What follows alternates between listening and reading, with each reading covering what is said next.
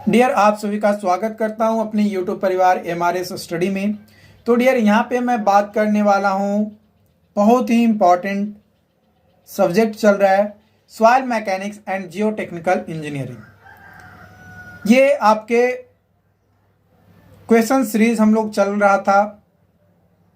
तो अगला क्वेश्चन है अपना कि the void ratio and a specific gravity of soil are 0.65 and 2.72 respectively। यानी एक void ratio है 0.65 और स्पेसिफिक ग्रेविटी है 2.72। डिग्री ऑफ सैचुरेशन आपको जो है कैलकुलेट करना है। कब कैलकुलेट करना है? जब वाटर कंटेंट 20% हो। तो हम लोग जानते हैं कि वाटर कंटेंट 20% यानी 0.2 वाटर कंटेंट हो गया। जी का वैल्यू दिया हुआ है 2.72 और वॉइड रेशियो दिया हुआ है 0.65। तो S is equal to WG/E। तो यहाँ पे आ जाएगा 0.8369। तो इसको परसेंटेज के टर्म में अगर कन्वर्ट करेंगे तो 83.7% जो है आ जाएगा, जो कि ऑप्शन नंबर सी में आपका जो है यहाँ पे दिया हुआ है।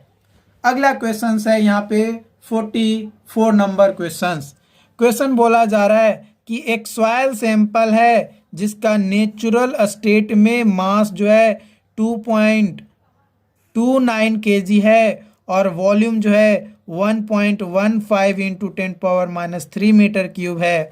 आफ्टर बीइंग ओवन ड्राइड, जब ओवन ड्राइड में उसको रखा गया तो वो सूख गया उसमें से पानी, और पानी जब सूखा तो उस सॉइल सैंपल का जो मास है 2.035 kg आ गया और स्पेसिफिक ग्रेविटी जो है सॉइल सॉलिड का वो है 2.68। तो वॉइड रेशियो बताना है कि जब नेचुरल स्टेट में रहेगा तो उसका वॉइड रेशियो क्या होगा। तो देखो, हम लोग जानते हैं, क्या जानते हैं कि भाई वॉल्यूम ऑफ सॉइल सॉलिड निकालने के लिए हम लोग फॉर्मूला यूज करेंगे WS/G गामा W। और जब WS जो है हमें दिया हुआ है ड्राई सॉइल का 2.035 और G का वैल्यू दिया हुआ है यानी स्पेसिफिक ग्रेविटी दिया हुआ है 2.68 और गामा W इसको जो है 1000 लेकर चल दिए। 1000 क्यों लेकर चले? क्योंकि gamma W is equal to 1 kilo newton मान लो मीटर क्यूब लेकर चले हैं। इसको अगर gamma W is equal to बात किया जाए तो 1000 न्यूटन पर मीटर क्यूब भी तो लेकर चल सकते हैं। बिल्कुल लेकर चल सकते हैं, कोई दिक्कत नहीं है। इसलिए 1000 लेकर चले हैं और जब 1000 लेकर चले हैं तो हमारा कैलकुलेट करेंगे, तो आप कैलकुलेटर से कैलकुलेट करोगे तो 7.59 इंटू 10⁻⁴ मीटर क्यूब आएगा।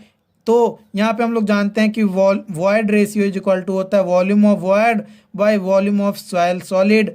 Volume of void is equal to total volume minus volume of soil solid by volume of soil solid is equal to 1.15 into 10⁻³ और इसको अगर और एक्सटेंड करें तो 0.75 इंटू 10⁻³ मीटर क्यूब भी हो सकता है।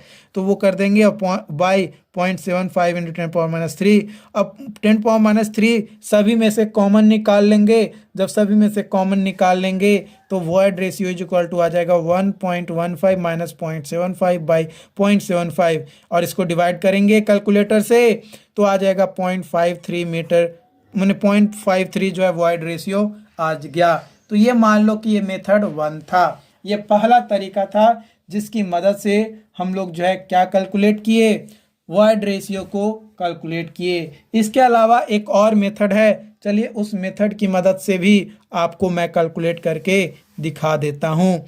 मेथड 2 में क्या करेंगे, वर्क डेंसिटी लेकर चलेंगे सॉइल का। तो work density is equal to होता है total weight by total volume, total weight by total volume. तो 2.29 बाई टोटल वॉल्यूम है 1.15 इंटू 10⁻³ तो यहाँ से आ जाएगा 1.99 इंटू 10⁻³ kg पर मीटर क्यूब। ये क्या आ जाएगा, ये हमारा आ जाएगा बल्क डेंसिटी सॉइल का। जब बल्क डेंसिटी आ गया और water content is equal to, हम लोग जानते हैं water content is equal to क्या होता है, weight of water divided by weight of solid या soil solid is equal to हो जाएगा वेट ऑफ वाटर। कैसे निकलेगा, total weight minus dry soil, तो 2.29 minus 2.035 divided by 2.035 is equal to क्या आ जाएगा, वाटर कंटेंट जो कि आ जाएगा 0.125।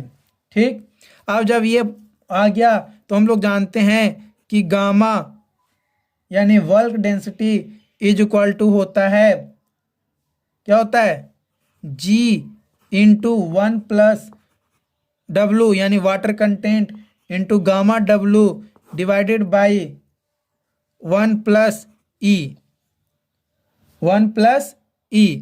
अब यहाँ पे स्पेसिफिक ग्रेविटी भी दिया हुआ है, वाटर कंटेंट भी हम लोग निकाल लिए हैं, गामा W भी दिया हुआ है और गामा भी दिया हुआ है।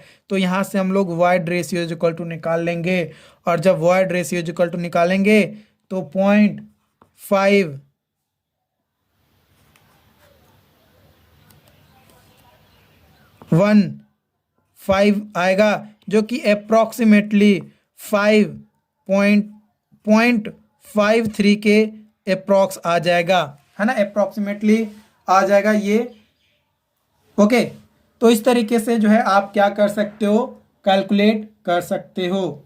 अगर कहीं पे भी कोई डाउट्स आता है, बिल्कुल आप बेहिचक कमेंट बॉक्स में कमेंट करो, आपकी कमेंट का रिप्लाई देने के लिए हमारी टीम बैठी हुई है, राइट। अब चलिए अगली क्वेश्चंस की ओर बढ़ते हैं। अगला क्वेश्चंस है द अटर वर्ग लिमिट ऑफ क्ले 38%, 27% एंड 24.5% है। तो नेचुरल वाटर कंटेंट जो है 30% अगर दिया हुआ है तो क्ले को किस स्टेट में माना जाएगा। तो देखो 24 से नीचे रहेगा सॉलिड, 24 से 27 रहेगा सेमी सॉलिड, 27 से 38 रहेगा प्लास्टिक और 38 से ऊपर रहेगा लिक्विड। तो 30% 27 से 38 के बीच में रहेगा, तो ये आ जाएगा प्लास्टिक स्टेट। किसमें आ जाएगा, प्लास्टिक स्टेट में आ जाएगा। ठीक है, ये आपका ग्राफ की मदद से आपको बता दिया गया, बट मैंने ऑलरेडी समझा दिया।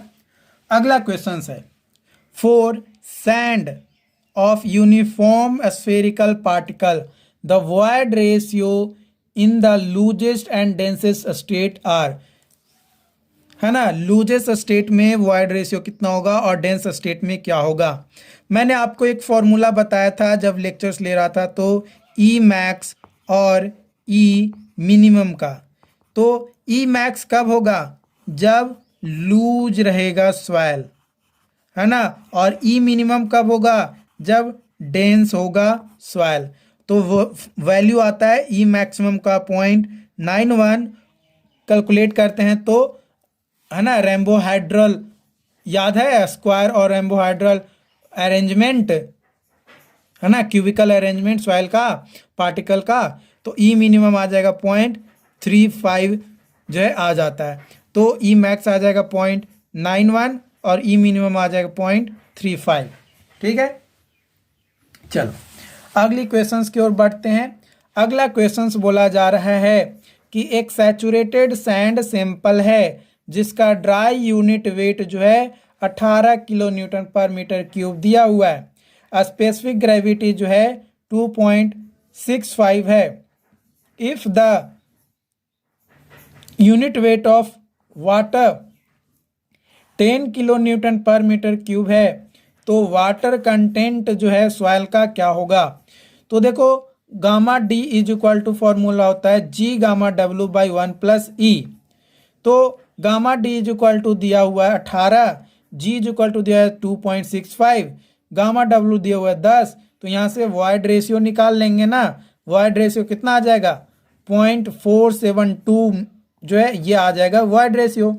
वॉइड रेशियो जब आ जाएगा तो रिलेशन हमारा होता है e s is equal to डब्ल्यू जी। तो डब्ल्यू यानी water content is equal to e s by G. तो डब्ल्यू इज इक्वल टू 0.471 इंटू 1/2.65।